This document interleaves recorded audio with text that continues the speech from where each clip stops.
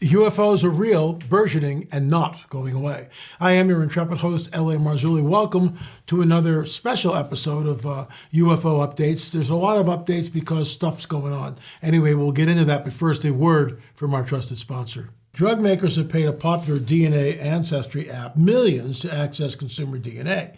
For the price tag of a whopping $20 million, a pharmaceutical company will gain access to a vast collection of consumer DNA information.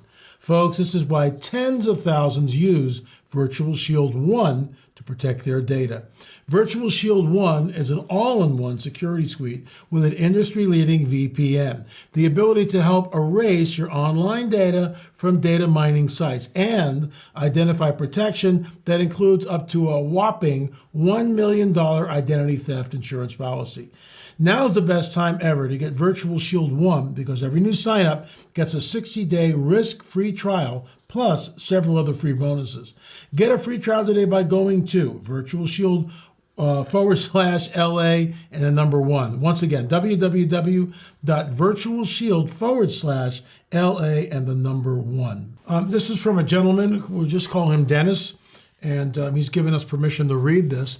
If you have a testimony like this that I can read, better yet, pictures, please send them to me, la@lamarzulli.net, la@lamarzulli.net. Hey, LA, last Saturday, January 20th, 2024, I was headed to the Cracker Barrel to meet a friend for breakfast at 7 a.m. I live on the western edge of the Eastern time zone, so it's still quite dark. It is about 40 minutes till sunrise. So he's on the eastern end, and it's still dark. I live in the boondocks. It's a 15-minute drive to the interchange of I-26, where the restaurant is located.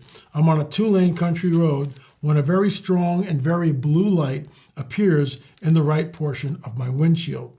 We are moving towards each other, with it being parallel to the road on my right. It was maybe a mile away, a little above the treetop level. It appeared to be the size of a small plane or a helicopter. I couldn't see the shape, just the light. The light was larger in the middle and tapered to the edges as if it had wings. There was no traffic. I hadn't seen another car in either direction since I left my house 10 minutes before. So I stopped on the road as there was no place to pull off. When I stopped, the object stopped. If it was a helicopter, why would it stop? So I love this because Dennis is using what he knows, the way air traffic, what's going on. He's groping here for an explanation, in my opinion.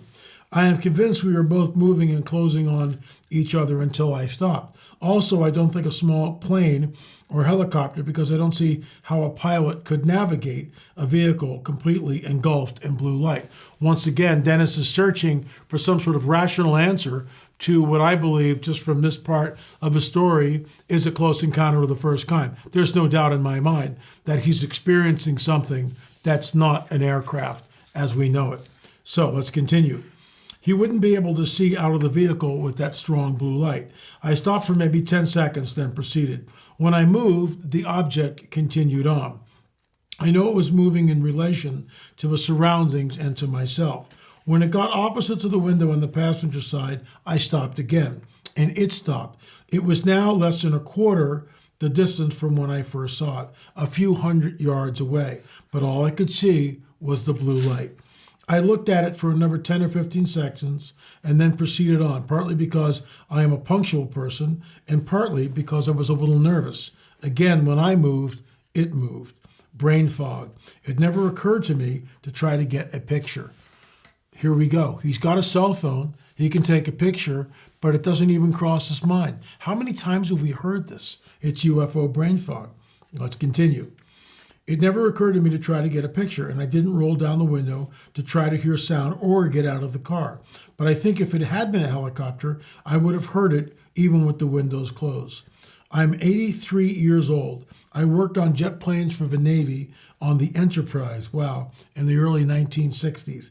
I was a technician on the Apollo launch team, did a lot of other things, and finished my career in real estate. I am a Christian, and yes, I rebuked the doggone thing. So what we see here It's Close Encounters of the First Kind. There's no doubt about that in my mind. The thing is stopping. It's sort of pacing the car.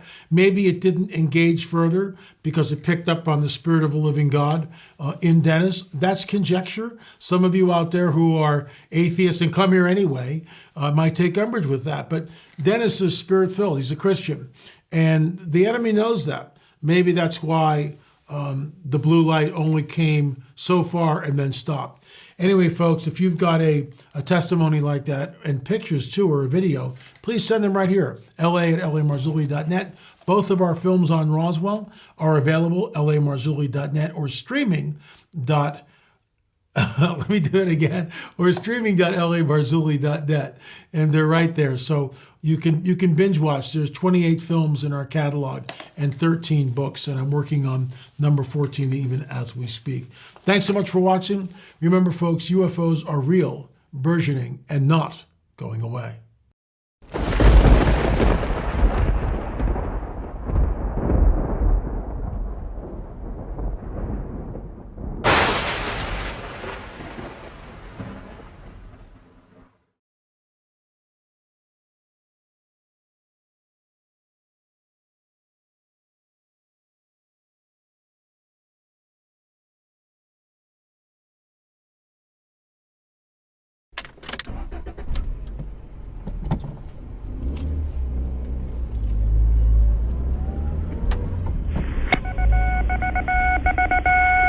Headline edition, July 8, 1947. The Army Air Forces has announced that a flying disc has been found and is now in the possession of the Army. Army officers say the missile, found sometime last week, has been inspected at Roswell, New Mexico, and sent to Wright Field, Ohio, for further inspection.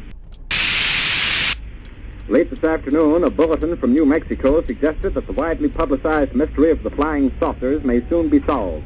Army Air Force officers reported that one of the strange discs had been found and inspected sometime last week. Our correspondents in Los Angeles and Chicago have been in contact with Army officials endeavoring to obtain all possible late information. Joe Wilson reports to us now from Chicago.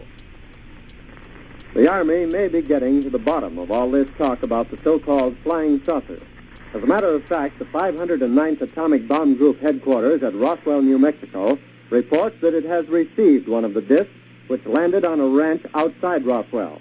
The disc landed at a ranch at Corona, New Mexico, and the rancher turned it over to the Air Force. Rancher W.W. Brizzell was the man who discovered the saucer.